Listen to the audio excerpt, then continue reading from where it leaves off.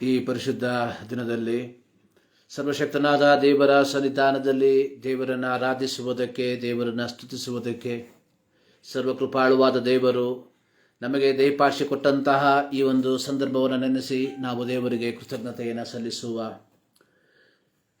ದೇವರು ಆತ್ಮನಾಗಿದ್ದಾನೆ. ಆತ್ಮನಾದ ದೇವರನ್ನು ಆತ್ಮದಲ್ಲಿಯೂ ಸತ್ಯದಲ್ಲಿಯೂ ಆರಾಧಿಸಬೇಕು ಎಂಬುದಾಗಿ ದೇವರ ವಾಕ್ಯದಲ್ಲಿ ನೋಡುತ್ತೇವೆ. ಈ 2022ರ 3ನೇ ಭಾನುವಾರ ದೇವರ ಸನ್ನಿಧಾನದಲ್ಲಿ ದೇವರನ್ನು ಆರಾಧಿಸುವುದಕ್ಕೆ, ದೇವರನ್ನು ಸ್ತುತಿಸುವುದಕ್ಕೆ ದೇವರು ನಮಗೆ ಈ ಒಂದು ಸಂದರ್ಭವನ್ನು ಕೊಟ್ಟಿರುವಾಗ ಆತ್ಮದಲ್ಲಿಯೂ ಸತ್ಯದಲ್ಲಿಯೂ ಆತನನ್ನು ಆರಾಧಿಸುವಂತೆ ನಮ್ಮನ್ನೇ ನಾವೇ ದೇವರ ಸನ್ನಿಧಾನಕ್ಕೆ ಒಪ್ಪಿಸಿಕೊಡುವ. ದೇವರು ಪರಿಶುದ್ಧನು. ಆತನನ್ನು ಆರಾಧಿಸುವವರು ಪರಿಶುದ್ಧತೆಯಲ್ಲಿ ಆತನನ್ನು ಆರಾಧಿಸುವಂಥವರಾಗಿರಬೇಕು. ಆಗಿರುವಾಗ ನಮ್ಮ ಜೀವಿತದಲ್ಲಿ ಆತನನ್ನು ಆರಾಧಿಸುವುದಕ್ಕೆ ಅಡ್ಡಿಯಾಗಿ ಯಾವುದಾದರೂ ಅಪವಿತ್ರತೆಗೆ ಕಾರಣವಾಗಿರುವಂತಹ ಕಾರ್ಯಗಳು ಬಂದಿರುವುದಾದರೆ ಈ ಮುಂಜಾನೆಯಲ್ಲಿ ಮತದಾವರ್ತಿ ದೇವರ ಸನ್ನಿಧಾನದಲ್ಲಿ ನಮ್ಮ ತಪ್ಪುಗಳನ್ನು, ನಮ್ಮ ಪಾಪಗಳನ್ನು ಒಪ್ಪಿಕೊಳ್ಳೋಣ. ಆತನು ಕನಿಕರವುಳ್ಳ ದೇವರು, ಆತನು ಕರುಣಿಸುವ ದೇವರು. ನಾವು ನಮ್ಮ ತಪ್ಪುಗಳನ್ನು, ನಮ್ಮ ಪಾಪಗಳನ್ನು ಆತನಿಗೆ ಅರಿಕೆ ಮಾಡುವುದಾದರೆ ಆತನು ನಮ್ಮನ್ನು ತೊಳೆದು ಶುದ್ಧಿಪಡಿಸಿ ಈ ಮುಂಜಾನೆಯಲ್ಲಿ ಮತದಾವರ್ತಿ ಆತನನ್ನು ಆರಾಧಿಸುವುದಕ್ಕೆ ಆತನು ನಮ್ಮನ್ನು ಯೋಗ್ಯರನ್ನಾಗಿ ಮಾರ್ಪಡಿಸುವಂಥವನಾಗಿದ್ದಾನೆ. ಈ ಮುಂಜಾನೆಯಲ್ಲಿ ದೇವರ ಸನ್ನಿಧಾನಕ್ಕೆ ನಮ್ಮನ್ನೇ ಸಮರ್ಪಿಸಿ ನಾವು ಪ್ರಾರ್ಥನೆ ಮಾಡೋಣ. ಭೂಪರಲೋಕದ ಒಡೆಯನಾದಂತಹ ನಮ್ಮ ಪ್ರೀತಿಯ ತಂದೆಯಾದ ದೇವರೇ, ಈ ಪರಿಶುದ್ಧ ದಿನಕ್ಕಾಗಿ ನಾವು ನಿಮಗೆ ಕೃತಜ್ಞತೆಯನ್ನು ಸಲ್ಲಿಸುತ್ತೇವೆ. ಹೌದು ಕರ್ತನೆ, ಈ ಆರಾಧನೆಯಲ್ಲಿ ಕರ್ತನೆ ನಾವು ನಮ್ಮ ಮನೆಗಳಲ್ಲಿ ಕುಳಿತುಕೊಂಡು ನಿಮ್ಮನ್ನು ಆರಾಧಿಸುವಂತೆ, ನಿಮ್ಮನ್ನು ಸ್ತುತಿಸುವಂತೆ ನಮ್ಮ ಜೀವಿತದಲ್ಲಿ ಕೊಟ್ಟಂತಹ ಈ ಒಂದು ಶ್ರೇಷ್ಠವಾದಂತಹ ಸಮಯಕ್ಕಾಗಿ ನಿನಗೆ ಸ್ತೋತ್ರ. ಈ ಆರಾಧನೆಯ ಪ್ರಾರಂಭದಿಂದ ಅಂತ್ಯದವರೆಗೆ ನಿನ್ನ ಸಾನ್ನಿಧ್ಯದಲ್ಲಿ, ನಿನ್ನ ಪ್ರಸನ್ನತೆಯಲ್ಲಿ ನಾವು ಆಗಿರುವಂತೆ ನೀನು ಕೃಪೆ ಮಾಡೆಂಬುದಾಗಿ ನಾವು ಪ್ರಾರ್ಥಿಸುವಂಥವರಾಗಿದ್ದೇವೆ. ಹೌದು ಕರ್ತನೆ, ಹಾಡುವಂತಹ ಹಾಡುಗಳನ್ನು ಕರ್ತನೆ, ಓದುವಂತಹ ಕೀರ್ತನೆಗಳನ್ನು, ಧ್ಯಾನ ಮಾಡುವಂತಹ ನಿಮ್ಮ ವಾಕ್ಯಗಳನ್ನು ನಿಮ್ಮ ಸನ್ನಿಧಾನಕ್ಕೆ ನಾವು ಸಮರ್ಪಿಸುವಂಥವರಾಗಿದ್ದೇವೆ.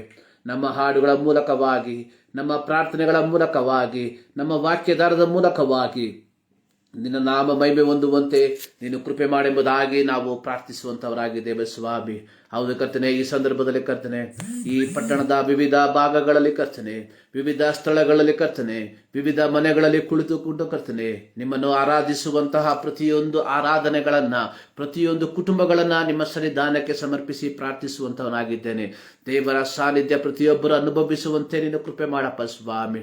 ಹೌದು ಕರ್ತನೆ, ಅವರು ಒಬ್ಬಂಟಿಗರಾಗಿ ಕರ್ತನೆ ಅವರು ಆಗಿರುವಂತಹ ಜಾಗದಲ್ಲಿ ನಿಮ್ಮ ಸನ್ನಿಧಾನದಲ್ಲಿ ಕರ್ತನೆ ನಿಮ್ಮನ್ನು ಆರಾಧಿಸುವಾಗ ದೇವರ ಸಾನ್ನಿಧ್ಯ ಅವರ ಮಧ್ಯದಲ್ಲಿ ಇಳಿದು ಬರುವಂತೆ ನೀನು ಕೃಪೆ ಮಾಡಪ್ಪ ಸ್ವಾಮಿ. ಎಲ್ಲಿ ಇಬ್ಬರಾಗಲಿ ಮೂವರಾಗಲಿ ನನ್ನ ನಾಮದಲ್ಲಿ ಸೇರಿ ಬರುತ್ತಾರೋ ಅವರ ಮಧ್ಯದಲ್ಲಿ ನಾನಿದ್ದೇನೆಂದು ವಾಗ್ದಾನ ಮಾಡಿರುವಂತಹ ದೇವರ ಸಾನ್ನಿಧ್ಯವನ್ನು ಕರ್ತನೆ ಈ ಮುಂಜಾನೆಯಲ್ಲಿ ಕರ್ತನೆ ಪ್ರತಿಯೊಬ್ಬರು ಅನುಭವಿಸುವಂತೆ ನೀನು ಕೃಪೆ ಮಾಡಪ್ಪ. ಹೌದು ಕರ್ತನೆ, ಮತದಾವರ್ತಿ ಕರ್ತನೆ ಇಂದಿನ ಆರಾಧನೆಯನ್ನ ತಂದೆ, ಮಗ, ಪವಿತ್ರಾತ್ಮನ ನಾಮದಲ್ಲಿ ಕರ್ತನೆ ನಾವು ಆರಂಭಿಸುವಂತವರಾಗಿದ್ದೇವೆ. ತ್ರಿಯೇಕ ದೇವರ ಸಾನ್ನಿಧ್ಯವನ್ನ ಪ್ರಾರಂಭದಿಂದ ಕೊನೆಯವರೆಗೆ ಅನುಭವಿಸುವಂತೆ ಕೃಪೆ ಮಾಡು. ಪ್ರಾರ್ಥನೆ ಕೇಳಿದಕ್ಕಾಗಿ ಸ್ತೋತ್ರ. ಯೇಸು ಕ್ರಿಸ್ತನ ಬುದ್ಧ ನಾಮದಲ್ಲಿ ಬೇಡುತ್ತೇವೆ ನಮ್ಮ ಪ್ರೀತಿಯ ತಂದೆಯೇ, ಆಮೇನ್. 1-2 ಹಾಡುಗಳನ್ನು ಹಾಡಿ ದೇವರನ್ನ ಮಹಿಮೆ ಪಡಿಸುವ. ಪ್ರಾರಂಭದಲ್ಲಿ ಯೇಸು ನನ್ನ ಬಾಳಿಗೆ ಬೆಳಕಾದ, ನನಗೆಷ್ಟೋ ಆನಂದ ಎಂಬ ಕನ್ನಡ ಹಾಡನ್ನು ಹಾಡಿ ದೇವರನ್ನ ಮಹಿಮೆ ಪಡಿಸುವ. ಯೇಸು ನನ್ನ ಬಾಳಿಗೆ ಬೆಳಕಾದ, ನನಗೆಷ್ಟೋ ಆನಂದ. ಯೇಸು ನನ್ನ ಬಾಳಿಗೆ ಬೆಳಕಾದ, ನನಗೆಷ್ಟೋ ಆನಂದ. ಈ ಲೋಕವನಿ ಸೃಷ್ಟಿಸಿ ಸರ್ವ ಸಂಪತ್ತು ನನಗೆ ಕೊಟ್ಟಿ, ಈ ಲೋಕವನಿ ಸೃಷ್ಟಿಸಿ ಸರ್ವ ಸಂಪತ್ತು ನನಗೆ ಕೊಟ್ಟಿ, ಮಾರ್ಗ ತಪ್ಪಿವುದ ನನ್ನ ನೀನ್ ಪ್ರೀತಿயின் ಸೆಳೆದುಕೊಂಡಿ, ನನ್ನ ಹೃದಯದೊಳು ನೀನೇ, ನನ್ನ ಆಲೋಚನೆಯು ನೀನೇ, ನನ್ನ ಹೃದಯದೊಳು ನೀನೇ, ನನ್ನ ಆಲೋಚನೆಯು ನೀನೇ. ಯೇಸು ನನ್ನ ಬಾಳಿಗೆ ಬೆಳಕಾದ, ನನಗೆಷ್ಟೋ ಆನಂದ. ಯೇಸು ನನ್ನ ಬಾಳಿಗೆ ಬೆಳಕಾದ, ನನಗೆಷ್ಟೋ ಆನಂದ. ಅಪಕಾತಲೆಯೂ ನೀಗಿತು, ಎಲ್ಲ ಮಾಯೆಯು ಮರೆಯಾಯಿತು. ಅಪಕಾತಲೆಯು ನೀಗಿತು, ಎಲ್ಲ ಮಾಯೆಯು ಮರೆಯಾಯಿತು. ನಿನ್ನ ಆತ್ಮನ ಬಲದಿಂದ ನಾ ಬಾಳುವೆ ನಿನಗಾಗಿ, ನನ್ನ ಹೃದಯದೊಳು ನೀನೇ, ನನ್ನ ಆಲೋಚನೆಯು ನೀನೇ, ನನ್ನ ಹೃದಯದೊಳು ನೀನೇ, ನನ್ನ ಆಲೋಚನೆಯು ನೀನೇ. ಯೇಸು ನನ್ನ ಬಾಳಿಗೆ ಬೆಳಕಾದ, ನನಗೆಷ್ಟೋ ಆನಂದ.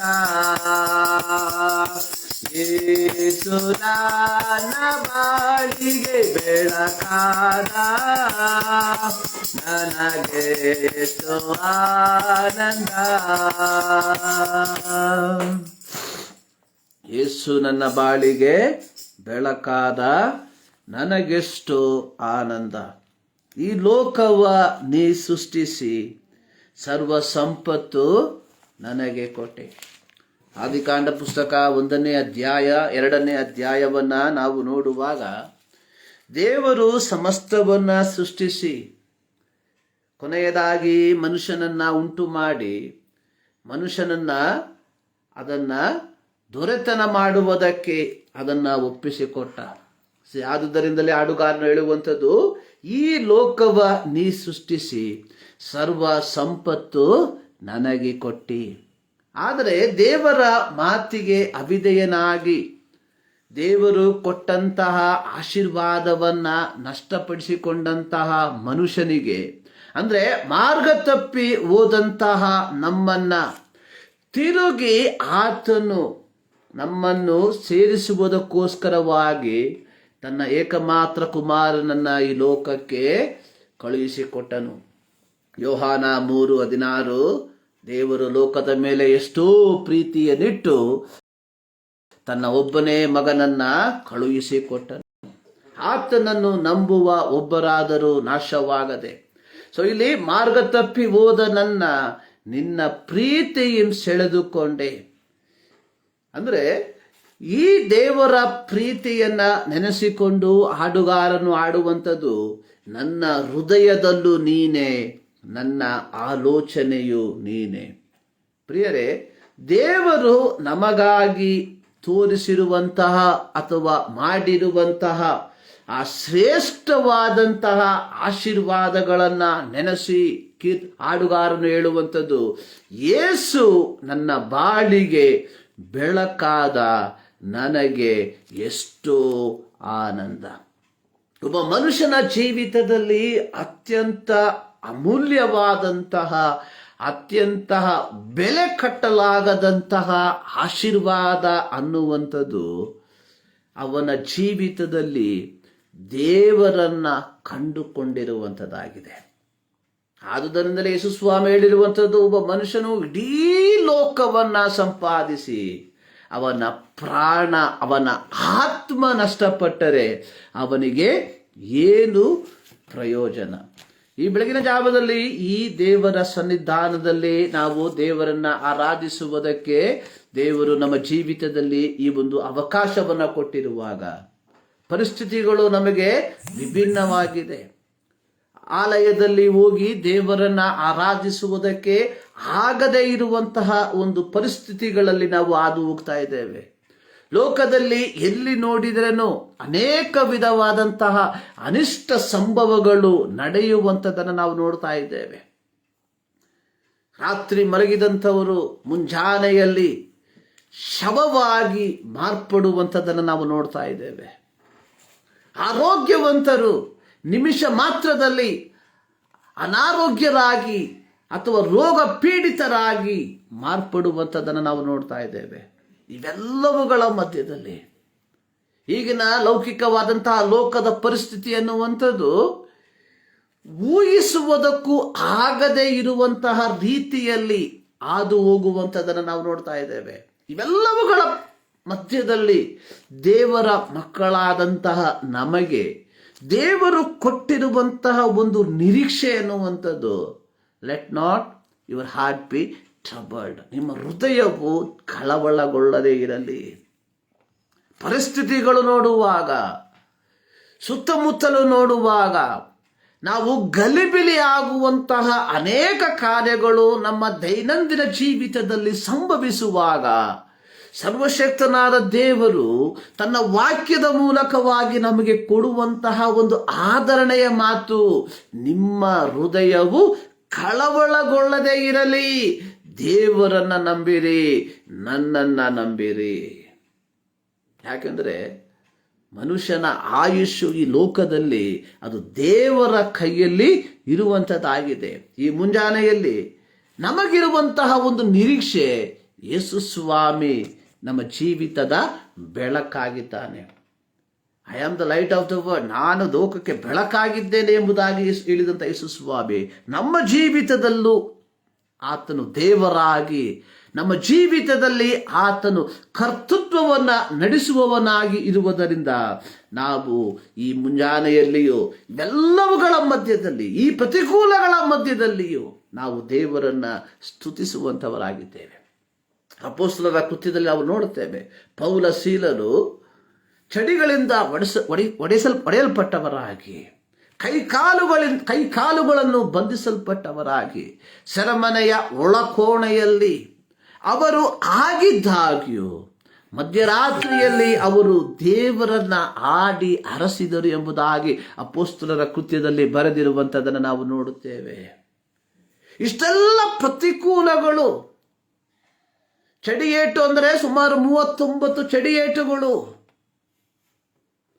ಅದರ ವೇದನೆ, ಕೈಕಾಲುಗಳಲ್ಲಿ ಸರಪಳಿಗಳಿಂದ ಬಂಧಿಸಲ್ಪಟ್ಟಿರುವಂಥದ್ದು, ಅದರ ವೇದನೆ, ಇವೆಲ್ಲ ಪ್ರತಿಕೂಲಗಳ ಮಧ್ಯದಲ್ಲಿ ಪೌಲ ಸೀಲರು ಆಗಿದ್ದಾಗ ಅವರು ದೇವರಿಗೆ ವಿರೋಧವಾಗಿ ಗುಣಗುಟ್ಟಲಿಲ್ಲ, ಅವರು ದೇವರಿಗೆ ವಿರೋಧವಾಗಿ ಮಾತನಾಡಲಿಲ್ಲ, ಅವರು ದೇವರನ್ನ ದೂಷಿಸಲಿಲ್ಲ. ಮಧ್ಯರಾತ್ರಿಯಲ್ಲಿ ಪೌಲ ಸೀಲರು ಇಷ್ಟೆಲ್ಲ ಶಾರೀರಿಕವಾದಂತಹ ವೇದನೆ ಅವರಲ್ಲಿ ಇದ್ದಾಗ್ಯೂ ಮಧ್ಯರಾತ್ರಿಯಲ್ಲಿ ಅವರು ದೇವರನ್ನ ಹಾಡಿ ಸ್ತುತಿಸಿದರು. ಇದನ್ನು ಸೆರೆಮನೆಯವರು ಕೇಳಿದರು. ಅವರ ಆರಾಧನೆಯಲ್ಲಿ, ಅವರ ಪ್ರಾರ್ಥನೆಯಲ್ಲಿ ಸತ್ಯವೇದದಲ್ಲಿ ಬರೆಯಲ್ಪಟ್ಟಿರುವಂಥದ್ದು, ಅವರಿಗೆ ಕಟ್ಟಲ್ಪಟ್ಟಂತಹ ಸರಪಳಿಗಳು ಬಿಚ್ಚು ಹೋಯಿತು ಎಂಬುದಾಗಿ. ಪ್ರಿಯರೇ, ನಿನ್ನ ಆತ್ಮಿಕವಾದ ಆರಾಧನೆ, ನಿನ್ನ ಆತ್ಮಿಕವಾದಂತಹ ಆರಾಧನೆ ನಿನ್ನ ಜೀವಿತದಲ್ಲಿರುವಂತಹ ಶಾರೀರಿಕವಾದಂತಹ ಬಂಧನಗಳನ್ನ ಬಿಚ್ಚುವಂಥದ್ದಾಗಿದೆ. ಪೌಲ ಸೀಲರು ತಮ್ಮ ಸರಪಳಿಗಳನ್ನು ಬಿಚ್ಚುವುದಕ್ಕಾಗಿ ಯಾರ ಹತ್ತಿರವೂ ಬೇಡುವುದಕ್ಕೆ ಹೋಗಲಿಲ್ಲ. ಸರಪಳಿಗಳಿಂದ ಬಂಧಿಸಲ್ಪಟ್ಟವರಾಗಿದ್ದಾಗ್ಯೂ ಆ ಸರಪಳಿಗಳ ಮೂಲಕವಾಗಿಯೇ ದೇವರನ್ನ ಸ್ತುತಿಸುವುದಕ್ಕೆ, ದೇವರನ್ನ ಪ್ರಾರ್ಥಿಸುವುದಕ್ಕೆ ಪ್ರಾರಂಭಿಸಿದರು.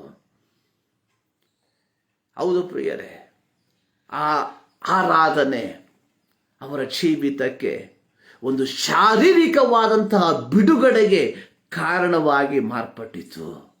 ಅದು ಕೇವಲ ಅವರ ಶಾರೀರಿಕವಾದ ಬಿಡುಗಡೆ ಮಾತ್ರವಲ್ಲ, ಆ ಸೆರೆಮನೆಯ ಅಧಿಕಾರಿ ಕುಟುಂಬ ಈ ದೇವರನ್ನ ಕಂಡುಕೊಳ್ಳುವಂತೆ ಅದು ಮಾರ್ಗವಾಗಿ ಮಾರ್ಪಟ್ಟಿತು ಎಂಬುದಾಗಿ. ಈ ಮುಂಜಾನೆಯಲ್ಲಿ ದೇವರ ಸನ್ನಿಧಾನದಲ್ಲಿ ನಾವು ಸೇರಿ ಬಂದಿರುವಾಗ ಪರಿಸ್ಥಿತಿಗಳನ್ನು ನೋಡಿ ಅಲ್ಲ, ನಾವು ದೇವರನ್ನು ಆರಾಧಿಸುವಂಥದ್ದು ಪರಿಸ್ಥಿತಿಗಳಿಗೆ ಅನುಗುಣವಾಗಿ ಅಲ್ಲ. ನಾವು ದೇವರನ್ನು ಆರಾಧಿಸಬೇಕಾಗಿರುವಂಥದ್ದು ಕಾರಣ ಆತನು ಮಾತ್ರ ಆರಾಧನೆಗೆ ಯೋಗ್ಯನಾಗಿರುವುದರಿಂದ. ಇನ್ನೊಂದು ಹಾಡನಾಡನ, ನಾನೆಂದು ನಾಚಿಕೊಳ್ಳೆನು ನನ್ನಯ ಕರ್ತಗೆ ರಕ್ಷಣೆಯ ಪಾತ್ರೆ ತೆಗೆದು ಸಾಕ್ಷಿಯ ಕೊಡುವೆ ಎಂಬ ಹಳೆಯ ಹಾಡನ್ನ ಹಾಡಿ ದೇವರನ್ನು ನಾವು ಮಹಿಮೆ ಪಡಿಸುವ. ನಾನೆಂದು ನಾಚಿಕೊಳ್ಳೆನು ನನ್ನಯ ಕರ್ತಗೆ ರಕ್ಷಣೆ ಪಾತ್ರೆ ತೆಗೆದು ಸಾಕ್ಷಿಯ ಕೊಡುವೆ.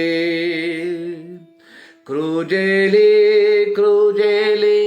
ಕಂಡೆನು ಜೀವವ, ನನ್ನ ಪಾಪ ಭಾರವು ಹೋಯಿತು. ನಂಬಿಕೆ ಮೂಲಕ ರಕ್ಷಣೆ ಹೊಂದಿದೆ, ನಾನು ಈಗ ಸುಖಿಯಾಗಿರುವೆ. ನನ್ನ ಅಪರಾಧ ನಿಮಿತ್ತ ಜಜಪಾಠರವ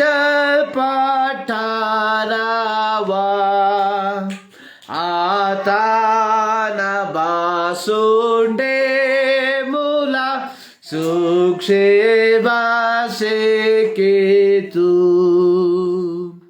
ಕ್ರೂಜೆಲಿ ಕಂಡೆನು ಜೀವವ, ನನ್ನ ಪಾಪ ಭಾರವು ಹೋಯಿತು. ನಂಬಿಕೆ ಮೂಲಕ ರಕ್ಷಣೆ ಹೊಂದಿದೆ, ನಾನು ಈಗ ಸುಖಿಯಾಗಿರುವೆ. ಕ್ರಿಸ್ತೇಸು ರಕ್ತದಿಂದಲೇ ನನ್ನ ಪಾಪ ಹೋಯಿತು. ಸ್ವಾತಂತ್ರ್ಯ ನಂಗೆ ಸಿಕ್ಕಿತು, ಕರ್ತಂಗೆ ಸ್ತೋತ್ರವು. ಕ್ರೂಜೆಲಿ ಕಂಡೆನು ಜೀವವ, ನನ್ನ ಪಾಪ ಭಾರವು ಹೋಯಿತು. ನಂಬಿಕೆ ಮೂಲಕ ರಕ್ಷಣೆ ಹೊಂದಿದೆ, ನಾನು ಈಗ ಸುಖಿಯಾಗಿರುವೆ.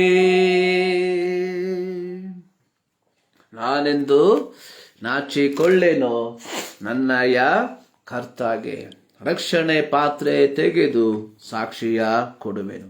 ಹೌದು ಪ್ರಿಯರೇ, ದೇವರು ನಮ್ಮ ಜೀವಿತದಲ್ಲಿ ಮಾಡಿರುವಂತಹ ಉಪಕಾರಗಳನ್ನು ನೆನೆಸಿ ನಾವು ದೇವರಿಗೆ ಕೃತಜ್ಞತೆಯ ಸಾಕ್ಷಿಯನ್ನ ಸಲ್ಲಿಸುವುದಕ್ಕೆ ನಾವು ಬಾಧ್ಯಸ್ಥರಾಗಿದ್ದೇವೆ. ಸೊ ಈ ಮುಂಜಾನೆಯಲ್ಲಿ ಲೆಟ್ ಅಸ್ ಲುಕ್ ಬ್ಯಾಕ್. ಕಳೆದ ಒಂದು ವಾರ ದೇವರು ನಮ್ಮ ಜೀವಿತದಲ್ಲಿ ಮಾಡಿರುವಂತಹ ಒಂದೊಂದು ಉಪಕಾರಗಳನ್ನು ಕಳೆದ ಸೋಮವಾರದಿಂದ ಇಲ್ಲಿಯ ತನಕ, ಅಥವಾ 2022 ಜನವರಿ 1ನೇ ತಾರೀಕಿನಿಂದ ಈ ಜನವರಿ 16ನೇ ತಾರೀಕಿನ ಈ ಸಮಯದ ತನಕ ದೇವರು ನಮ್ಮ ಜೀವಿತದಲ್ಲಿ ಮಾಡಿರುವಂತಹ ಒಂದೊಂದು ಉಪಕಾರಗಳನ್ನು ನೆನೆಸಿ ನಾವು ದೇವರಿಗೆ ಕೃತಜ್ಞತೆಯನ್ನ ಸಲ್ಲಿಸುವುದಕ್ಕೆ ನಾವು ಬಾಧ್ಯಸ್ಥರಾಗಿದ್ದೇವೆ.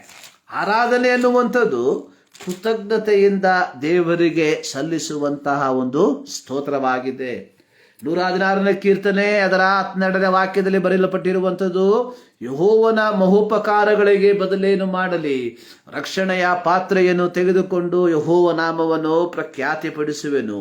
ಯೆಹೋವನಿಗೆ ಒತ್ತ ಹರಕೆಗಳನ್ನು ಆತನ ಎಲ್ಲ ಜನರ ಮುಂದೆ ಸಲ್ಲಿಸುವೆನು. ಯೆಹೋವನ ಮಹೋಪಕಾರಗಳಿಗೆ. 103ನೇ ಕೀರ್ತನೆಯಲ್ಲಿ ಕೀರ್ತನೆಗಾರರು ಹೇಳುವಂಥದ್ದು, ನನ್ನ ಮನವೇ ಯೆಹೋವನನ್ನು ಕೊಂಡಾಡು, ನನ್ನ ಸರ್ವೇಂದ್ರಿಗಳೇ ಆತನ ಪವಿತ್ರ ನಾಮವನ್ನು ಕೀರ್ತಿಸಿರಿ. ನನ್ನ ಮನವೇ ಯೆಹೋವನನ್ನು ಕೊಂಡಾಡು, ಆತನ ಉಪಕಾರಗಳಲ್ಲಿ ಒಂದನ್ನು ಮರೆಯಬೇಡ. ಒಂದನ್ನು ಮರೆಯಬೇಡ. ಆರಾಧನೆ ಅನ್ನುವಂಥದ್ದು, ದೇವರ ಸನ್ನಿಧಾನಕ್ಕೆ ನಾವು ಸೇರಿ ಬರುವಂಥದ್ದು ಕೇವಲ ಹಾಡನ್ನು ಹಾಡಿ, ವಾಕ್ಯವನ್ನು ಓದಿ, ಪ್ರಸಂಗವನ್ನು ಕೇಳಿ ಹಿಂತಿರುಗಿ ಹೋಗುವುದಕ್ಕೋಸ್ಕರವಾಗಿ ಅಲ್ಲ. ಆರಾಧನೆ ಅನ್ನುವಂಥದ್ದು ಅರ್ಪಣೆಯಾಗಿದೆ. Offer your body as a living sacrifice. ಪೌಲನು ಹೇಳ್ತಾ ಇದ್ದಾರೆ ರೋಮ ಪತ್ರಿಕೆ 12ನೇ ಅಧ್ಯಾಯ 1ನೇ ವಾಕ್ಯದಲ್ಲಿ, ಸಹೋದರರೇ, ನೀವು ನಿಮ್ಮ ದೇಹಗಳನ್ನ ದೇವರಿಗೆ ಮೀಸಲಾಗಿಯೂ ಮೆಚ್ಚುಗೆಯಾಗಿಯೂ ಇರುವ ಸಜೀವ ಯಜ್ಞವನ್ನಾಗಿ ಅರ್ಪಿಸಿರಿ. ಇದೇ ವಿವೇಕಪೂರ್ವಕವಾದ ಆರಾಧನೆ. ಇದೇ ವಿವೇಕಪೂರ್ವಕವಾದ ಆರಾಧನೆ. ಆರಾಧನೆ ಅನ್ನುವಂಥದ್ದು ಇಟ್ ಇಸ್ ಎ ಆಫರಿಂಗ್. ಹಳೆಯ ಒಡಂಬಡಿಕೆಯಲ್ಲಿ ಯಜ್ಞಗಳನ್ನು ಸಮರ್ಪಿಸುತ್ತಿದ್ದರು. ಹೊಸ ಒಡಂಬಡಿಕೆಯಲ್ಲಿ we are offering our self. Offering ಅನ್ನುವಂಥದ್ದು ನಾವು ಹಾಕುವಂತಹ ಕಾಣಿಕೆಯಲ್ಲ. ಆಫರಿಂಗ್ ಅನ್ನುವಂಥದ್ದು ನಾವು ಹಾಕುವಂತಹ ದಶಮ ಭಾಗವಲ್ಲ. ಆಫರಿಂಗ್ ಅನ್ನುವಂಥದ್ದು ನಾವು ಹಾಕುವ ಕೃತಜ್ಞತೆಯ ಕಾಣಿಕೆಯಲ್ಲ. Offering means we have to offer our self to God as a living sacrifice.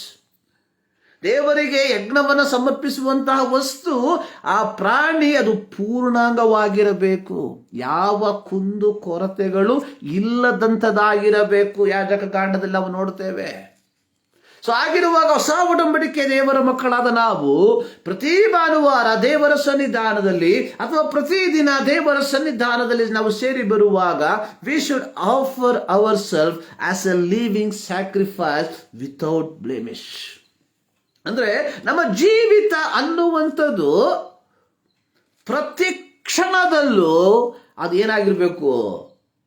ಸಂಪೂರ್ಣವಾಗಿರುವಂಥದ್ದಾಗಿರಬೇಕು, ಪೂರ್ಣಾಂಗವಾಗಿರುವಂಥದ್ದಾಗಿರಬೇಕು. ಅದು ದೇವರು ನಮ್ಮಿಂದ ಎದುರು ನೋಡುವಂಥದ್ದು. God is not expecting something that every Sunday we have to be in the presence of in the church and we have to sing loudly. ಆರಾಧನೆ ಅನ್ನುವಂಥದ್ದು ಪ್ರತಿ ಭಾನುವಾರ ಆಲಯದಲ್ಲಿ ಹೋಗಿ ವಾದ್ಯೋಪಕರಣಗಳನ್ನು ಬಾರಿಸಿ ಜೋರಾಗಿ ಆಡುವಂಥದ್ದಲ್ಲ ಆರಾಧನೆ. ಆರಾಧನೆ ಅನ್ನುವಂಥದ್ದು ಅರ್ಪಿಸುವಂಥದ್ದಾಗಿದೆ. ನಮ್ಮನ್ನೇ ಸಂಪೂರ್ಣವಾಗಿ ಅರ್ಪಿಸುವಂಥದ್ದಾಗಿದೆ. ಯೆಶಾಯ ಪ್ರವಾದಿ ಹೇಳ್ತಾರೆ, ಹಿಯರ್ ಐ ಆಮ್, ಇಗೋ ನಾನಿದ್ದೇನೆ, ನನ್ನನ್ನು ಕಳುಹಿಸು. ಆಫರಿಂಗ್.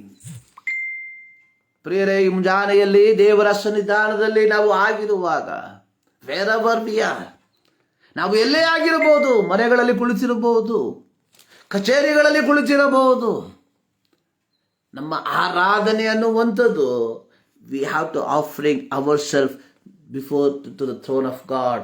ದೇವರ ಆ ಸನ್ನಿಧಾನಕ್ಕೆ ನಮ್ಮನ್ನೇ ಸಮರ್ಪಿಸುವಂಥದ್ದಾಗಿದೆ. ಅಲ್ಪ ಸಮಯದ ಧ್ಯಾನಕ್ಕಾಗಿ ಒಂದು ವಾಕ್ಯವನ್ನು ಓದಿಕೊಳ್ಳೋಣ. ಅರಣ್ಯಕಾಂಡ 11ನೇ ಅಧ್ಯಾಯ ಅದರ 21ರಿಂದ 24 ವಾಕ್ಯಗಳು. The book of Numbers chapter 11 verse 21 to 24. ಅರಣ್ಯಕಾಂಡ 11ನೇ ಅಧ್ಯಾಯ ಅದರ 21ರಿಂದ 24 ವಾಕ್ಯಗಳು. ಅದರ 23ನೇ ವಾಕ್ಯ ಈ ರೀತಿಯಾಗಿ ಬರೆಯಲ್ಪಟ್ಟಿದೆ. ಯೆಹೋವನು ಅವನಿಗೆ ಯಾರಿಗೆ? 21ನೇ ವಾಕ್ಯದಲ್ಲಿ ಬರೆಯಲ್ಪಟ್ಟಿದೆ, ಮೋಶೆಗೆ. ಇಲ್ಲಿ ಸರ್ವಶಕ್ತನಾದ ಯೆಹೋವನು ಮೋಶೆಗೆ ಹೇಳಿದ ಒಂದು ವಾಕ್ಯ ಪ್ರಯೋಗ ಇಲ್ಲಿ ಬರೆಯಲ್ಪಟ್ಟಿದೆ. ಯೆಹೋವನು ಅವನಿಗೆ, ಯೆಹೋವನ ಕೈ ಮೋಟುಗೈಯೋ. ಅಂದರೆ ಇಲ್ಲಿ ದೇವರು ಒಂದು ವಿಚಾರವನ್ನ, ಒಂದು ಸಂಗತಿಯನ್ನ ಮೋಶೆಗೆ ಹೇಳಿದಾಗ, ಇಲ್ಲಿ ಮೋಶೆಗೆ ಸರ್ವಶಕ್ತನಾದ ದೇವರು ಒಂದು ವಿಚಾರವನ್ನ ಹೇಳುವಂಥದ್ದನ್ನು ನಾವು ನೋಡ್ತೇವೆ. ಈ ವಿಚಾರವನ್ನು ಕೇಳಿದಂತಹ ಮೋಶೆ ಇದು ಹೇಗೆ ಸಂಭವಿಸುತ್ತದೆ, ಹೌ ಇಟ್ ವಿಲ್ ಹ್ಯಾಪನ್ ಎಂಬ ಪ್ರಶ್ನೆಯನ್ನ ಕೇಳಿದಂತಹ ಸಂದರ್ಭದಲ್ಲಿ ಸರ್ವಶಕ್ತನಾದ ದೇವರು ಮೋಶೆಗೆ ಹೇಳುವಂಥದ್ದು, ಯೆಹೋವನ ಕೈ ಮೋಟುಗೈಯೋ, ಅಂದ್ರೆ ಯೆಹೋವನ ಕೈ ಚಿಕ್ಕದೋ ಎಂಬುದಾಗಿ. ಇದರ ಹಿನ್ನೆಲೆಯನ್ನ ನಾವು ನೋಡುವಂತಹ ಸಂದರ್ಭದಲ್ಲಿ ಅರಣ್ಯಕಾಂಡ 11ನೇ ಅಧ್ಯಾಯ ಅದರ 4ನೇ ವಾಕ್ಯದಿಂದ ನಾವು ಅದನ್ನ ಕಲಿಯುವಾಗ ಇದರ ಹಿನ್ನೆಲೆ ಏನೆಂಬುದಾಗಿ ಬರೆದಿರುವಂಥದ್ದನ್ನು ನಾವು ನೋಡ್ತೇವೆ. ಸೊ ದೇವರು ಇಸ್ರಾಯೇಲರನ್ನು ಐಗುಪ್ತದ ದಾಸತ್ವದಿಂದ ಬಿಡುಗಡೆ ಮಾಡಿ ಮರುಭೂಮಿಯಲ್ಲಿ ಅವರನ್ನ ನಡೆಸಿಕೊಂಡು ಹೋಗುವಂತಹ ಸಂದರ್ಭದಲ್ಲಿ ಸೊ ಜನರಿಗೆ ಒಂದು ಆಸೆ. ಆ ಆಸೆ ಏನೆಂದರೆ ಅವರಿಗೆ ಮಾಂಸವನ್ನು ತಿನ್ನಬೇಕೆಂಬುದಾಗಿರುವಂತಹ ಒಂದು ಆಸೆ.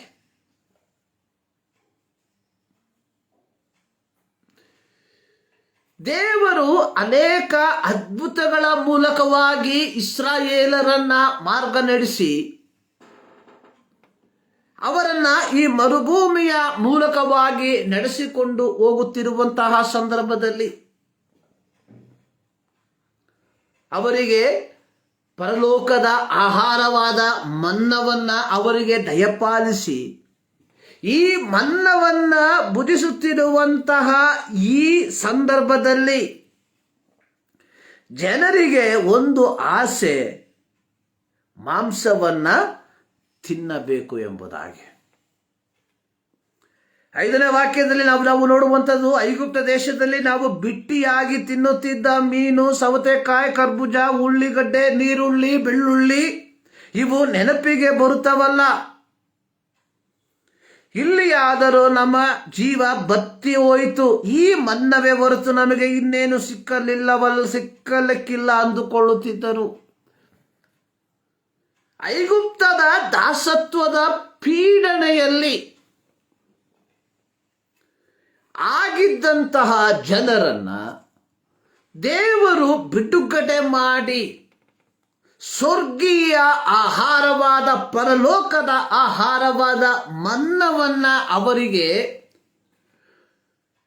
ದೈನಂದಿನ ಜೀವಿತದಲ್ಲಿ ದಯಪಾಲಿಸುತ್ತಿರುವಾಗ ಈ ಮನ್ನಕ್ಕೋಸ್ಕರವಾಗಿ ಅವರು ದುಡಿಯುವಂತಹ ಅವಶ್ಯಕತೆ ಇರಲಿಲ್ಲ.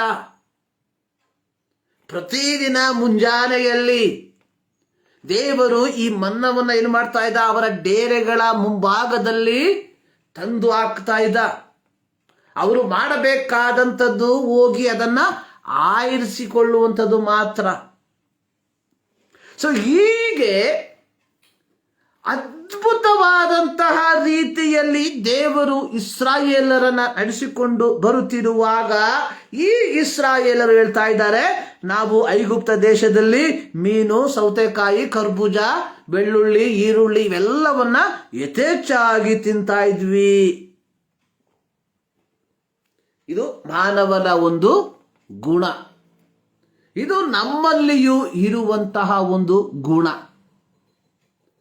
ದೇವರಿಂದ ಏನೆಲ್ಲ ಆಶೀರ್ವಾದಗಳನ್ನ ನಾವು ಪಡೆದುಕೊಂಡಾಗ್ಯೂ ಆ ಆಶೀರ್ವಾದಗಳಿಗೆ ನಾವು ದೇವರಿಗೆ ಕೃತಜ್ಞತೆಯುಳ್ಳವರಾಗಿ ಇರದೆ ಹಿಂದೆ ಇದಕ್ಕಿಂತಲೂ ಉತ್ತಮವಾಗಿ ನಾವು ಜೀವಿಸುತ್ತಿದ್ದೆವು ಎಂಬುದಾಗಿ ಹೇಳುವಂತವರಾಗಿದ್ದೇವೆ.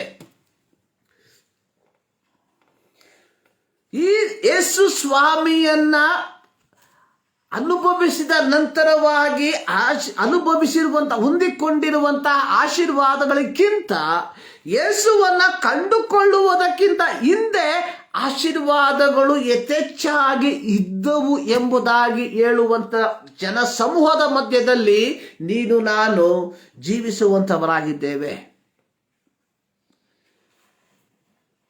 ಸೊ ನಂತರವಾಗಿ ಹೀಗೆ ಅವರು ಏನ್ ಮಾಡಿದ್ರು, ನಂತರವಾಗಿ ಅವರು ಹೇಳ್ತಾ ಇದ್ದಾರೆ, ಮಾಂಸಕ್ಕೋಸ್ಕರವಾಗಿ ಆಶಿಸಿದರು ಎಂಬುದಾಗಿ ಅದು ನಾವು ದೇವರ ವಾಕ್ಯದಲ್ಲಿ ನೋಡುತ್ತೇವೆ.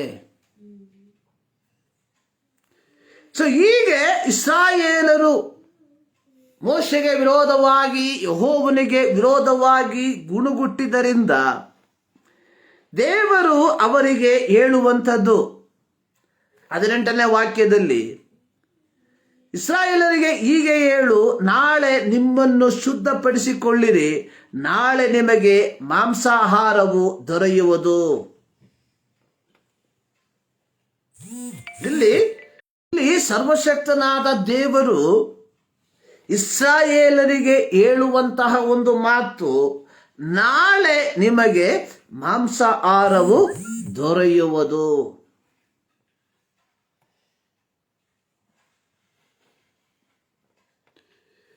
ಸೊ ಇದನ್ನು ಹೇಳಿದಂತಹ ಸಂದರ್ಭದಲ್ಲಿ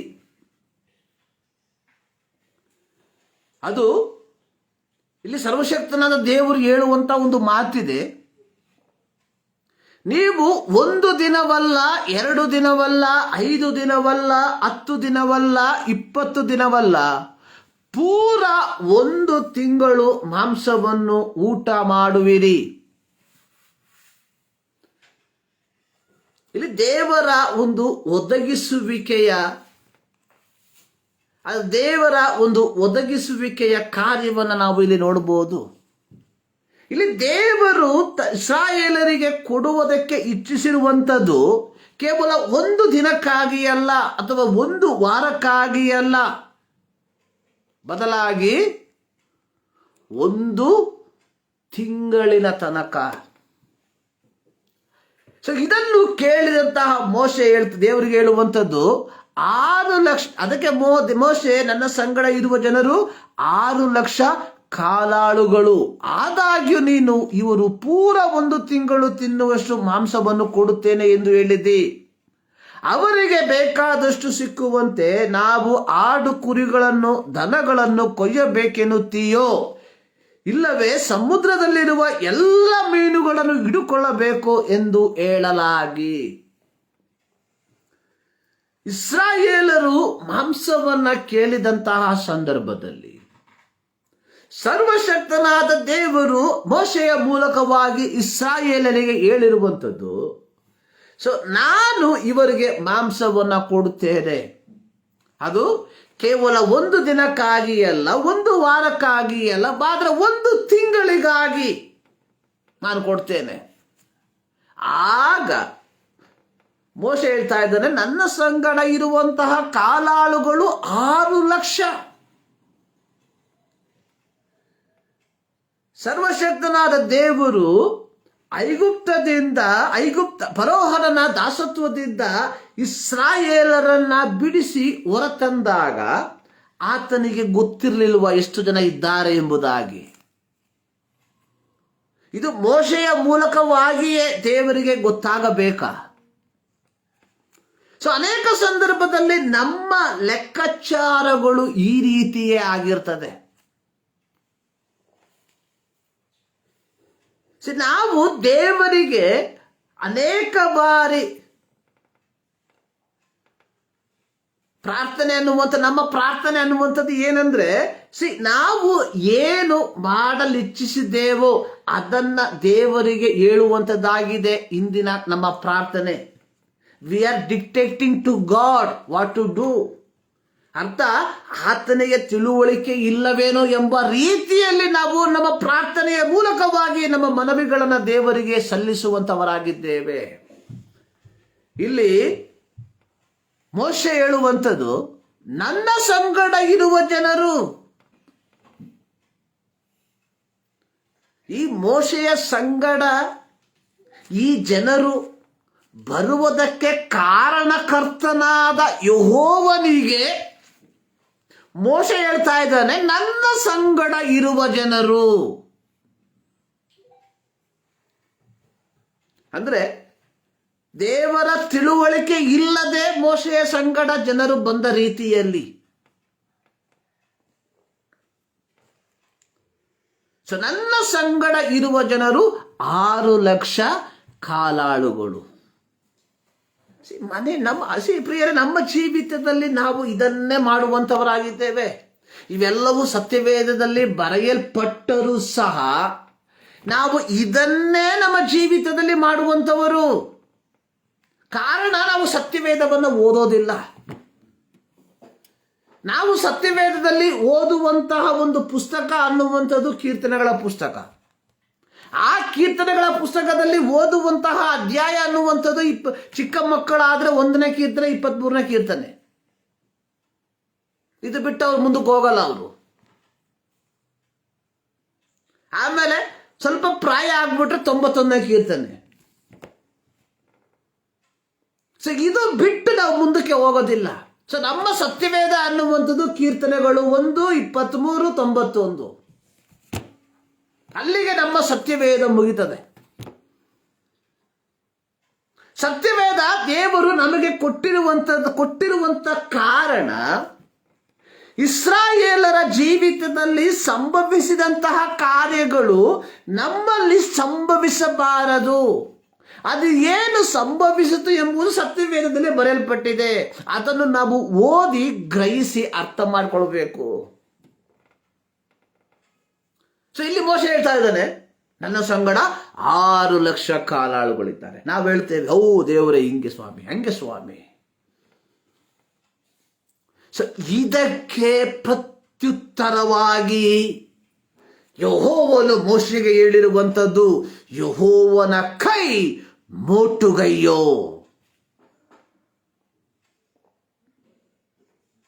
ಪ್ರಿಯರೇ, ಯೆಶಾಯನ ಪ್ರವಾದನ ಗ್ರಂಥ 59ನೇ ಅಧ್ಯಾಯ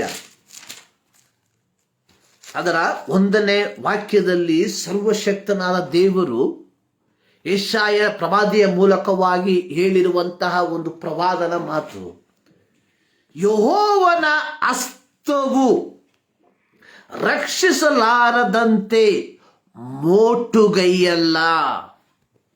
ಅಂದ್ರೆ ದೇವರ ಕೈ ಕ್ರಿಯೆ ಮಾಡಲಾಗದೆ ಇರುವಂತಹ ಒಂದು ಹಸ್ತವಲ್ಲ.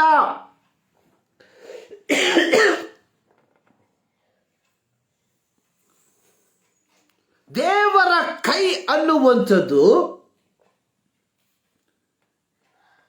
ನಮ್ಮ ಜೀವಿತದಲ್ಲಿ ಎಲ್ಲವನ್ನ ಮಾಡುವುದಕ್ಕೆ ಶಕ್ತವಾಗಿರುವಂಥದ್ದಾಗಿದೆ. ಆದುದರಿಂದಲೇ ಇದೇ ಯೆಶಾಯನ ಪ್ರವಾದನ ಗ್ರಂಥದಲ್ಲಿ ಬರೆಯಲ್ಪಟ್ಟಿರುವಂಥದ್ದು, ನಾನು ನಿಮ್ಮನ್ನು ನನ್ನ ಅಂಗೈಯಲ್ಲಿ ಚಿತ್ರಿಸಿದ್ದೇನೆ, ಎನ್ಕ್ರಾವ್ಡ್ ಇನ್ ಮೈ ಪಾಮ್.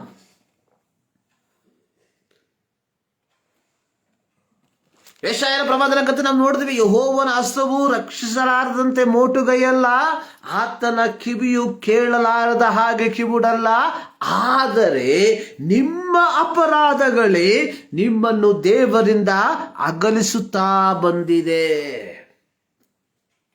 ಅನೇಕ ಸಂದರ್ಭಗಳಲ್ಲಿ ನಮ್ಮ ಪ್ರಾರ್ಥನೆಗೆ ಸದುತ್ತರವು ಲಭಿಸದೇ ಇರುವಾಗ ನಾವೇನ್ ಮಾಡ್ತೇವೆ, ದೇವರಿಗೆ ಹೊಸ ಹೊಸ ಐಡಿಯಾಗಳನ್ನ ಪ್ರಾರ್ಥನೆಯ ಮೂಲಕವಾಗಿ ಸಲ್ಲಿಸುವಂತವರಾಗಿರ್ತೇವೆ.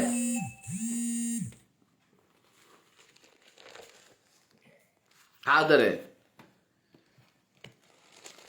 ಇಲ್ಲಿ ಮೋಶೆಗೆ ಸರ್ವಶಕ್ತನಾದ ದೇವರು ಹೇಳುವಂಥದ್ದು, ಯೆಹೋವನ ಕೈ ಮೋಟುಗೈಯೋ.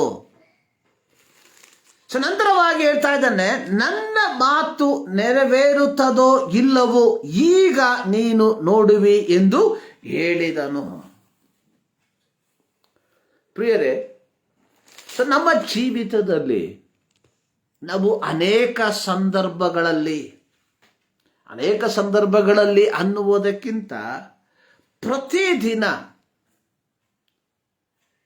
ಇಂತಹ ಅನೇಕ ಮಾತುಗಳನ್ನ ನಾವು ದೇವರ ಸನ್ನಿಧಾನದಲ್ಲಿ ಹೇಳುವಂತವರಾಗಿದ್ದೇವೆ. ಆದರೆ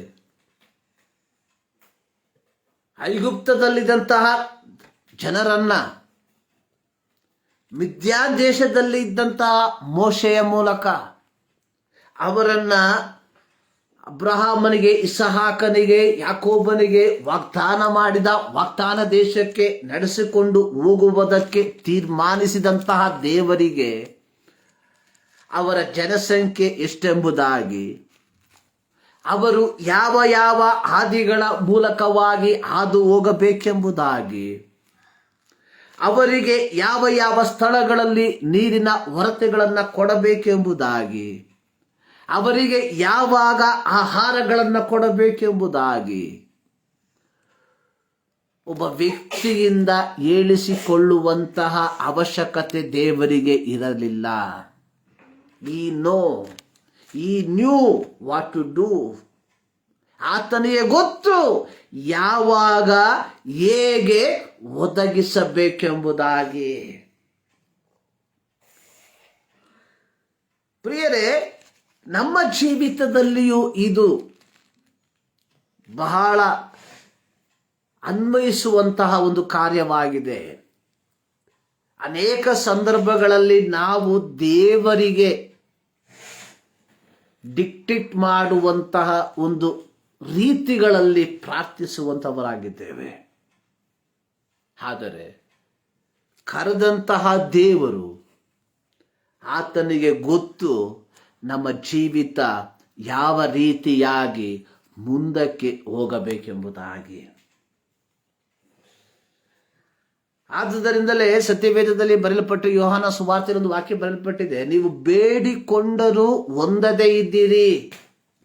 ಬೇಡಿಕೊಂಡರೂ ಹೊಂದದೇ ಇದ್ದೀರಿ. ಕಾರಣ, ನೀವು ಬೇಡಿರುವಂಥದ್ದು ನಿಮ್ಮ ಸುಖಕ್ಕೋಸ್ಕರವಾಗಿ ಮಾತ್ರ. ಯಾಕೆ ನಮ್ಮ ಪ್ರಾರ್ಥನೆಗಳಿಗೆ, ಅನೇಕ ಪ್ರಾರ್ಥನೆಗಳಿಗೆ ದೇವರು ಉತ್ತರವನ್ನ ಕೊಡೋದಿಲ್ಲ ಅನ್ನುವಂಥದ್ದಂದ್ರೆ ಒಂದೇ ಒಂದು ಕಾರಣ, we don't know, we pray, ಚುಮ್ಮಾ ವಿಲ್ ಪ್ರೇ. ಅಲ್ಲೆಲ್ಲ ಒಂದು ಕಾರ್ ಹೋಯ್ತು, immediately will pray, Lord in the name of Jesus. ಯಾರ್ದೋ ಮನೆ ನೋಡಿ ಪ್ರಾರ್ಥನೆ ಮಾಡಿದ, ಯೇಸುವಿನ ನಾಮದಲ್ಲಿ ನಂದಾಗಲಿ.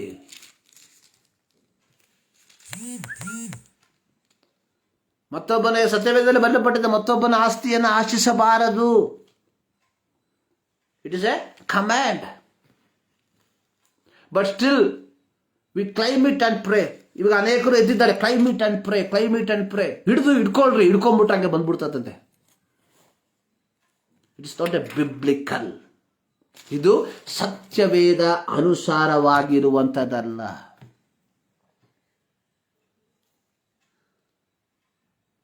ಆದುದರಿಂದಲೇ ನಮ್ಮ ಅನೇಕ ಪ್ರಾರ್ಥನೆಗಳಿಗೆ ಉತ್ತರ ಲಭಿಸದೇ ಇರುವಂತಹ ಕಾರಣ, that is not deserve to us. ಅದು ನಮಗೆ ಬೇಡವಾದಂತಹ ಕಾರ್ಯವಾಗಿದೆ. We think that we need that. ನಾವು ಯೋಚಿಸ್ತೇವೆ ಅದು ನಮಗೆ ಬೇಕಾದದು ಎಂಬುದಾಗಿ. ಆದರೆ ದೇವರು ತನ್ನ ದೃಷ್ಟಿಯಲ್ಲಿ ನೋಡುವಾಗ ಅದು ನಮಗೆ ಬೇಡವಾದಂಥದ್ದು. ಇಲ್ಲಿ ಇಸ್ರಾಯೇಲರಿಗೆ ದೇವರು ಹೇಳ್ತಾ ಇದ್ದಾನೆ, ಇಲ್ಲಿ ಮೋಶೆಗೆ ದೇವರು ಹೇಳ್ತಾ ಇದ್ದಾನೆ, ಯೆಹೋವನ ಕೈ ಮೋಟುಗೈಯೋ. ಸೊ ಮುಂದಿನ ವಾಕ್ಯಗಳನ್ನು ನಾವು ಓದುವಾಗ ನಮಗೆ ಗೊತ್ತಾಗ್ತದೆ. ಸೊ ಯಾವ ರೀತಿಯಾಗಿ ದೇವರು ಇಸ್ರಾಯೇಲರಿಗೆ ಮಾಂಸವನ್ನ ಒದಗಿಸಿಕೊಟ್ಟನು ಎಂಬುದಾಗಿ. 31ನೇ ವಾಕ್ಯದಲ್ಲಿ ನೋಡುತ್ತೇವೆ, ಆಗ ಯೆಹೋವನ ಬಳಿಯಿಂದ ಗಾಳಿ ಹೊರಟು ಸಮುದ್ರದಿಂದ ಲಾವಕ್ಕಿಗಳನ್ನು ಹೊಡೆದುಕೊಂಡು ಪಾಳೆಯದ ಸುತ್ತಲೂ 1 ದಿನದ ಪ್ರಯಾಣದಷ್ಟು ದೂರದವರೆಗೆ ಭೂಮಿಗಿಂತ 2 ಮೊಳ ಎತ್ತರದಲ್ಲಿ ಹಾರುತ್ತಾ ಬರುವಂತೆ ಮಾಡಿತು. ಇಸ್ರಾಯೇಲರು ಎದ್ದು ಆ ದಿನ ಹಗಲಿರುಳು, ಮರುದಿನ ಹಗಲು ಆ ಲಾವಕ್ಕಿಗಳನ್ನು ಕೂಡಿಸಿಕೊಳ್ಳುತ್ತಿದ್ದರು. ಸ್ವಲ್ಪವಾಗಿ ಕೂಡಿಸಿಕೊಂಡವರು 18 ಕಂಡುಗ ಕೂಡಿಸಿದರು. ಅವುಗಳನ್ನು ಪಾಳೆಯ ಸುತ್ತಲೂ ಅರಬಿ ಒಣಗಿಸಿಕೊಂಡರು. ಆದರೆ ಅವರು ಆ ಮಾಂಸವನ್ನು ಇನ್ನೂ ಆಹಾರ ಮಾಡಿಕೊಳ್ಳುತ್ತಿರುವಾಗ ಅದು ಮುಗಿದು ಹೋಗುವುದರೊಳಗಾಗಿ ಯೆಹೋವನು ಅವರ ಮೇಲೆ ಕೋಪಗೊಂಡನು. ಏಕೆ? ಮನ್ನಕ್ಕೋಸ್ಕರ ಪ್ರಾರ್ಥನೆ ಮಾಡಿದ್ರು, ಮನ್ನ ಸಿಕ್ಕಿದಾಗ ಗುಣಗುಟ್ಟಿದ್ರು. ಮಾಂಸಕ್ಕೋಸ್ಕರ ಪ್ರಾರ್ಥನೆ ಮಾಡಿದ್ರು, ಮಾಂಸವನ್ನು ಭುಜಿಸುತ್ತಿರುವಾಗ ಗುಣಗುಟ್ಟುವುದಕ್ಕೆ ಪ್ರಾರಂಭಿಸಿದರು. ಪ್ರಿಯರೇ, ಹೌ ಮೆನಿ ಟೈಮ್ಸ್, ಎಷ್ಟು ಬಾರಿ ನಾವು ಇಸ್ರಾಯೇಲರ ಹಾಗೆ ದೇವರ ಆಶೀರ್ವಾದವನ್ನು ಪಡೆದುಕೊಂಡು ಅದನ್ನು ಅನುಭವಿಸುತ್ತಿರುವಾಗಲೇ ಗುಣುಗುಟ್ಟಿರುವಂಥವರು. ಒಬ್ಬ ಸೈಕಲ್ಗೋಸ್ಕರ ಪ್ರಾರ್ಥಿಸಿ ದೇವರು ಒಂದು ಸೈಕಲನ್ನು ಕೊಟ್ಟು ಅದನ್ನು ಓಡಿಸುತ್ತಿರುವಂತಹ ಸಂದರ್ಭದಲ್ಲಿಯೇ ಮತ್ತೊಬ್ಬನ ಮೊಪೆಡನ್ನು ನೋಡಿ ನಾವು ದೇವರಿಗೆ ಗುಣಗುಟ್ಟಲಿಲ್ವಾ? ಮೊಪೆಡ್ಗಾಗಿ ಪ್ರಾರ್ಥಿಸಿ ಮೊಪೆಡನ್ನು ಓಡಿಸ್ತಿರುವಂಥ ಸಂದರ್ಭದಲ್ಲಿ ಮತ್ತೊಬ್ಬನ ಬೈಕನ್ನು ನೋಡಿ ನಾವು ದೇವರಿಗೆ ವಿರೋಧವಾಗಿ ಗುಣಗುಟ್ಟಲಿಲ್ವಾ? ಒಂದು ಬೈಕಿಗಾಗಿ ಪ್ರಾರ್ಥಿಸಿ ಬೈಕನ್ನು ದೇವರು ನಮಗೆ ಕೊಟ್ಟಿರುವಾಗ ಮತ್ತೊಬ್ಬನ ಬುಲೆಟನ್ನು ನೋಡಿ ನಾವು ದೇವರಿಗೆ ಗುಣಗುಟ್ಟಲಿಲ್ಲವಾ? ಬುಲೆಟಿಗಾಗಿ ನಾವು ಪ್ರಾರ್ಥಿಸಿ ದೇವರು ಬುಲೆಟನ್ನು ಕೊಟ್ಟಾಗ ಮತ್ತೊಬ್ಬನ ಕಾರನ್ನು ನೋಡಿ ನಾವು ದೇವರಿಗೆ ವಿರೋಧವಾಗಿ ಗುಣಗುಟ್ಟಲಿಲ್ಲವಾ? ಕಾರಣ, we are not satisfied with what God has given. ಕಾರಣ ಇಷ್ಟೇ, ದೇವರು ನಮಗೆ ಕೊಟ್ಟಿರುವಂಥದ್ರಲ್ಲಿ ನಾವು ಸಂತೃಪ್ತರಲ್ಲ.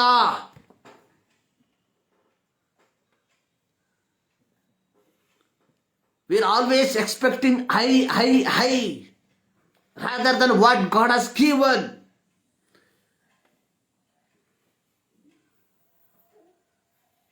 ಪ್ರಿಯರೇ, ಇಸ್ರಾಯೇಲರ ಜೀವಿತದಲ್ಲಿ ಸಂಭವಿಸಿರುವಂತಹ ಕಾರ್ಯಗಳು, 6 ಲಕ್ಷ ಜನ ಹೊರಟು ಬಂದರು, 6 ಲಕ್ಷ ಜನ ಮನ್ನವನ್ನು ತಿಂದರು, 6 ಲಕ್ಷ ಜನ ಮಾಂಸವನ್ನು ಭಜಿಸಿದರು. ಆದರೆ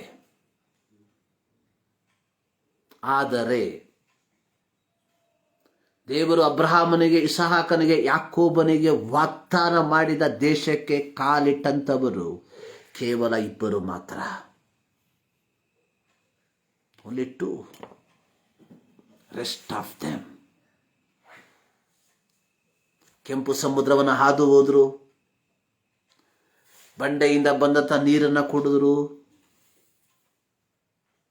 ಮರುಭೂಮಿಯಲ್ಲಿ ಹಗಲಿನಲ್ಲಿ ಮೇಘಸ್ತಂಭದಲ್ಲಿ, ರಾತ್ರಿಯಲ್ಲಿ ಅಗ್ನಿಸ್ತಂಭದಲ್ಲಿ ನಡೆದ್ರು, ಮನ್ನವನ್ನು ತಿಂದರು,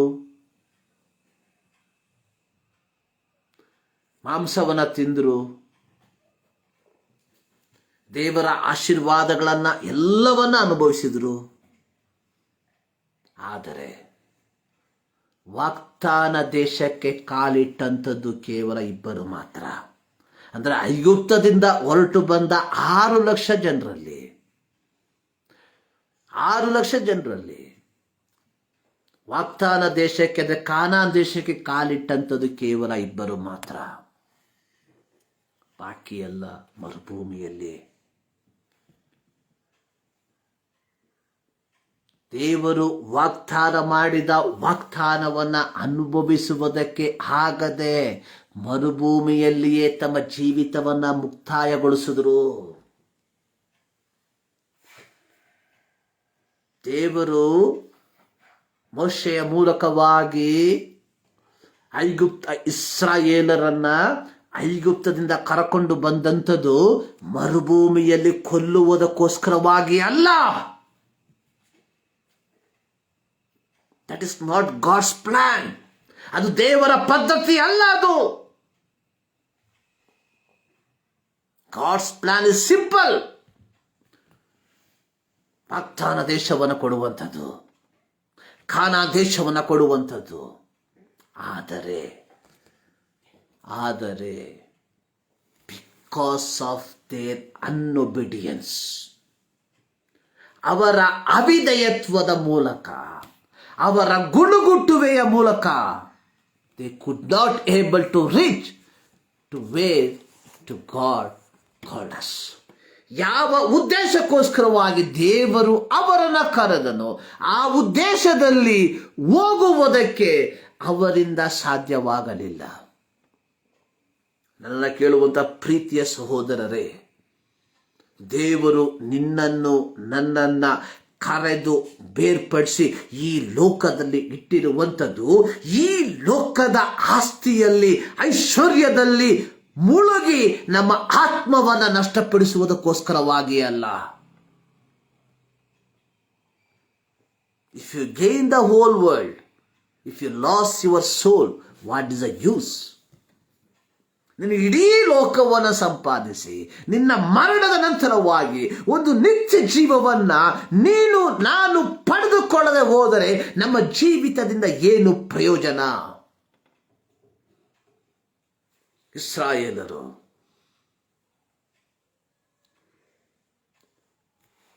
ದೈವಿಕ ಆಶೀರ್ವಾದವನ್ನು ಅನುಭವಿಸಿದರು, but they could not able to enter the promise land. So ನಮ್ಮ ಜೀವಿತದಲ್ಲಿ ಇದು ಸಂಭವಿಸಬಾರದು. God's hand is always ready to save us. ದೇವರ ಹಸ್ತ ಯಾವಾಗಲೂ ನಮ್ಮನ್ನು ರಕ್ಷಿಸುವಂತ ಹಸ್ತವಾಗಿದೆ. ಆ ರಕ್ಷಣೆಯ ಹಸ್ತದ ಕೆಳಗೆ ನಮ್ಮನ್ನೇ ನಾವು ಒಪ್ಪಿಸಿಕೊಡುವಂಥವರಾಗಿರಬೇಕು. Let us pray. ನಮ್ಮನ್ನು ಬಾಳವಾಗಿ ಪ್ರೀತಿ ಮಾಡುವ ನಮ್ಮ ಪ್ರೀತಿಯ ತಂದೆಯಾದ ದೇವರೇ, ಮತ್ತು ದಾವರ್ತಿ ನಿಮ್ಮ ಸನ್ನಿಧಾನಕ್ಕೆ ನಮ್ಮನ್ನೇ ಸಮರ್ಪಿಸ್ತಾ ಇದ್ದೇವೆ. ಹೌದು ಕರ್ತನೆ, ನಿನ್ನ ವಾಕ್ಯದಲ್ಲಿ ನೋಡುತ್ತೇವೆ, ಯೆಹೋವನ ಕೈ ಮುಟ್ಟುಗೈಯು ಎಂಬುದಾಗಿ. ಅಲ್ಲ ಸ್ವಾಮಿ, ಕರ್ತನೆ, ರಕ್ಷಿಸುವುದಕ್ಕೆ ನಿನ್ನ ಕೈ ಕರ್ತನೆ ಅದು ಯೋಗ್ಯವಾಗಿರುವಂಥದ್ದಾಗಿದೆ ಕರ್ತನೆ ಸ್ವಾಮಿ. ಆದರೆ ನಮ್ಮ ಜೀವಿತದಲ್ಲಿ ಕರ್ತನೆ ಬಂದಿರುವಂತಹ ಎಲ್ಲ ವಿಧವಾದಂತಹ ತಪ್ಪುಗಳನ್ನು ಮತ್ತು ದಾವರ್ತಿನ ವರಕೆ ಮಾಡ್ತಾ ಇದ್ದೇವೆ ಕರ್ತನೆ. ನಮ್ಮ ಜೀವಿತ ಕೇವಲ ಈ ಲೋಕದ ಆಸೆ ಆಕಾಂಕ್ಷೆಗಳಿಗೆ ಅನುಗುಣವಾಗಿ ಅಲ್ಲ, ಆ ಒಂದು ನಿತ್ಯತ್ವಕ್ಕೋಸ್ಕರವಾಗಿ ನಮ್ಮನ್ನೇ ಸಿದ್ಧಪಡಿಸಿಕೊಂಡು ನಾವು ಜೀವಿಸುವಂತೆ ನಿನ್ನ ಕೃಪೆ ಮಾಡು. ಈ ಮುಂಜಾನೆ ಮತ್ತು ದಾವರ್ತಿ ಕರ್ತನೆ, ನಿಮ್ಮ ವಾಕ್ಯವನ್ನು ಕೇಳಿರುವಂಥ ಪ್ರತಿಯೊಬ್ಬರನ್ನ ಆಶೀರ್ವದಿಸ್ತಾ ಇದ್ದೇನೆ. ಪರಲೋಕದ ಆಶೀರ್ವಾದಗಳಿಂದ ಪ್ರತಿಯೊಬ್ಬರು ತುಂಬಿಸು. ಪ್ರಾರ್ಥನೆಗಳಿಗಾಗಿ ಸ್ತೋತ್ರ. ಯೇಸು ಕ್ರಿಸ್ತನ ನಾಮದಲ್ಲಿ ಬೇಡುತ್ತೇವೆ ನಮ್ಮ ಪ್ರೀತಿ ತಂದೆಯೇ, ಆಮೇಲೆ. ನಮ್ಮ ಕರ್ತನಾದ ಯೇಸು ಕ್ರಿಸ್ತನ ಕೃಪೆ, ತಂದೆಯಾದ ದೇವರ ಪ್ರೀತಿ, ಪವಿತ್ರಾತ್ಮನ ಅನ್ಯೋನ್ಯತೆ ಪ್ರತಿಯೊಬ್ಬರ ಮೇಲೆ ಇಂದಿನಿಂದ ಸದಾಕಾಲವೂ ನೆಲೆಯಾಗಿರಲಿ. ಆಮೇಲೆ. ದೇವರು ನಿಮ್ಮೆಲ್ಲರನ್ನ ಧಾರಾಳವಾಗಿ ಆಶೀರ್ವದಿಸಲಿ.